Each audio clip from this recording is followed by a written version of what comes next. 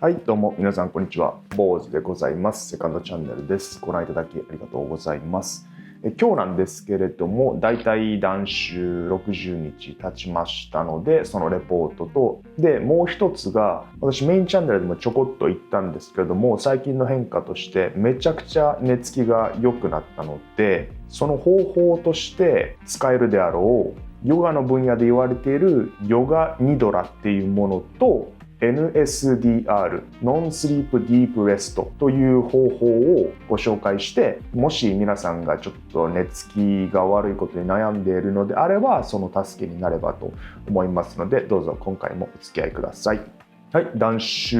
だいたい60日目ぐらいですね。2ヶ月過ぎました。相変わらず飲んでおりません。ノンアルビールは飲んでますね。1日1本ぐらい相変わらず美味しいです。すごく。で、最近はちょっとデフォルト化してるので、断酒の動画を漁ったりはしないんですけども、その中でも1個見た動画の中で、その方がおっしゃっていたのが Don't focus on what you've given up, focus on what you gain っていう言葉があって、直訳すると何を諦めているかに集中するのではなくて、何を得られているかに集中しなさいっていう意味なんですけれども、それを聞いた時に私が昔作った瞑想の科学的効果を紹介する動画があるんですけれども、メインチャンネルで4年ぐらい前に出したやつなんですけども、その中で私が紹介したダン・ハリスさんっていうもともとアナウンサーで生放送中にパニックになっちゃって急に言葉が出てこなくなって、それが全世界に放送されてしまって、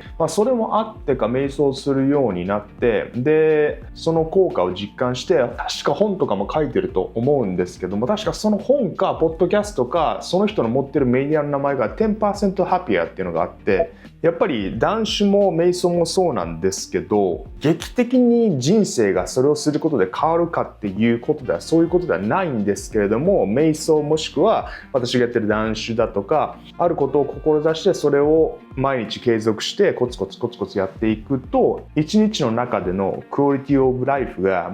数%もしくは 10% ぐらいはちょこっと底上げされるよと。で 10% ぐらいで劇的には変化を感じないかもしれないけど、それを毎日やっていくことで徐々に 10% 程度だけど、それが積み重なっていくことによって、人生トータルで見たらいつの間にかすごい変化になってるかもね。コツコツ一日一日、軌道修正じゃないですけど、軌道を 10%、10度ぐらい変えていって徐々に大きな変化になるぐらいの心持ちで断酒も瞑想もやったらいいなと思っていて、で最近見た Don't focus on what you given up, focus on what you gain っていうのも、断酒をすることでお酒で得られるドーパミン的な快感は減ったかもしれないけども、その代わりに毎日 10% 数%が 10% ぐらい毎日の例えば睡眠の質だとか二日酔いがないことでの気分の爽快さだとか、ちょこっと変わっているものを見つけて次の日のモチベーションになればいいなっていう感じで、モチベーションを保つ言葉として何を失ってるかじゃなくて、何を諦めてるかじゃなくて、何が得られているかっていうのにフォーカスするといいっていう言葉を聞いて、いい言葉だなと思って共有いたしました。断酒によって得られていることなんですけれども、具体的に言えばほぼ最近朝私走ってまして、つっても2キロぐらいなんですけど、大雨とかじゃない限りは散歩でもいいし走るでもいいし、ほぼ毎日朝出てて結構日光を浴びて30分ぐらいは外散歩しているのが、もう最低週6ぐらいではジョギングもしくはウォーキングができているので、やっぱり朝に日光を浴びるってことはすごく大切なことだと思いますので、ビタミン D もそうですけれども、朝に太陽を浴びることは夜寝る前の睡眠の助けにもなるっていうことで、小さな習慣の積み重ねが今のところ実感できているのは、朝ほぼ毎日ランニングもしくはジョギングができている状況で、体重も痩せましたね。今多分70キロぐらいになってるんじゃないですかね。なのでちょっとずつですけれども、日々のちっちゃな積み重ねの効果を実感しております。はい、でもう一つが、入眠を助けるツールヨガニドラと NSDR について紹介したいと思います。これなんですけれども、私がフォローしている科学者のアンドリュー・ヒュー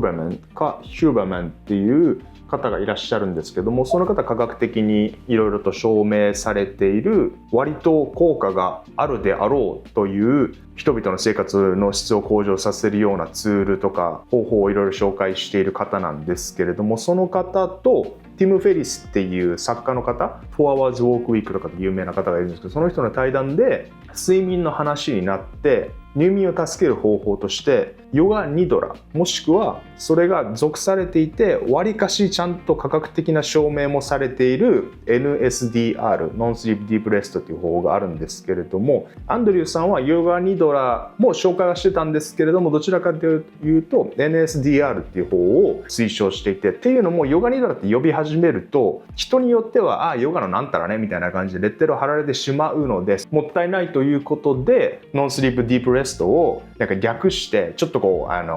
アカデミックな感じの響きにして推奨しているんですけれども、基本は同じでタダでできますし、基本的にイメージと呼吸法で入眠を助けるという方法なんですけれども、ちょっとこぼれ話で私聞いた話だとヨガにもいろんなクラスがあって眠りのヨガのクラスもあるらしいんですけど、私たち結構現代人って寝そべること自体もう力入っちゃってて寝そべれてないらしいんですよね。こう、板の上でもベッドの上でも何でもいいんですけど、やっぱりどこか体がこわばっていて、そもそもほとんどの人がちゃんと力抜いて寝そべることができていないらしくて、でそのヨガのクラスで1時間かけて、おそらく呼吸法とかイメージをレクチャーして、どんどん体をこう床もしくはベッドに沈み込ませる訓練をするらしいんですけれども、ヨガニドラも NSDR もそれに近くて、今回は NSDR のアンドリューさんが紹介した方法を紹介したいんですけれども、まず基本的なやり方としては、まず呼吸を深くする。できるだけ吐く方にエクセールするときに集中した方がよくて、吐く息を深くすると吸う息も自然と深くなるので、その後に自分が、ちょっと嫌なイメージな人もいるかもしれないですけど、自分が幽体離脱したイメージで枕元に立っている、もしくは上から見ているのをイメージして懐中電灯を持ってると思って、まずは足先を照らす。で足先を照らした後に足とベッドが触れているところを照らすイメージをする。でその後に自分の足がベッドに沈み込むことをイメージする。で次は足からふくらはぎを照らす。そのベッドとふくらはぎの境目を照らす。その後にふくらはぎがベッドに沈み込むことをイメージする。次は膝、次は太もも、次はお腹、次は肋骨、次は胸。足先から頭までその部位、境界線、その後その部位がベッドに沈むことを意識する。これの繰り返しで、頭まで行ったら足先に戻って、今度は自分の持っている懐中電灯の光の量をちょっと暗くすることをイメージして同じことをする。照らす、境界線照らす、沈み込ませる。これだけです。でその時に例えば考え事しているだとか別のイメージがこう浮かんできても、それはそれで OK で、それに気づいてまた深い呼吸を意識して、でまた照らし直す。これを繰り返すだけなんですね。瞑想とかでもそうなんですけれども、心を空っぽにするのが成功じゃなくて、何かしら考え事が浮かんだなって思ってそれを認識して、でまた呼吸に戻すことが瞑想のステップで、心を無にするなんてほとんどの人できないので、瞑想している、何か考え事が浮かぶ、それに気づいてまた呼吸を戻すっていう、それの繰り返しができていれば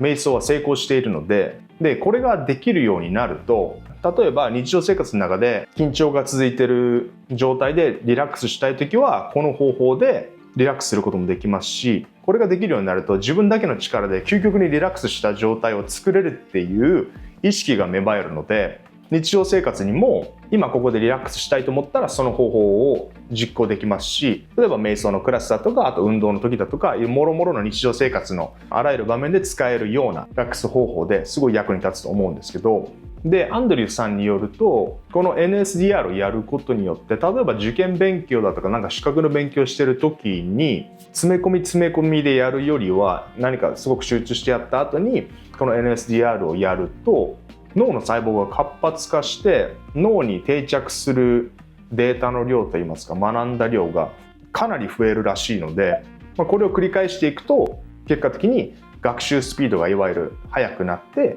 勉強もしくはお仕事にもはかどるかな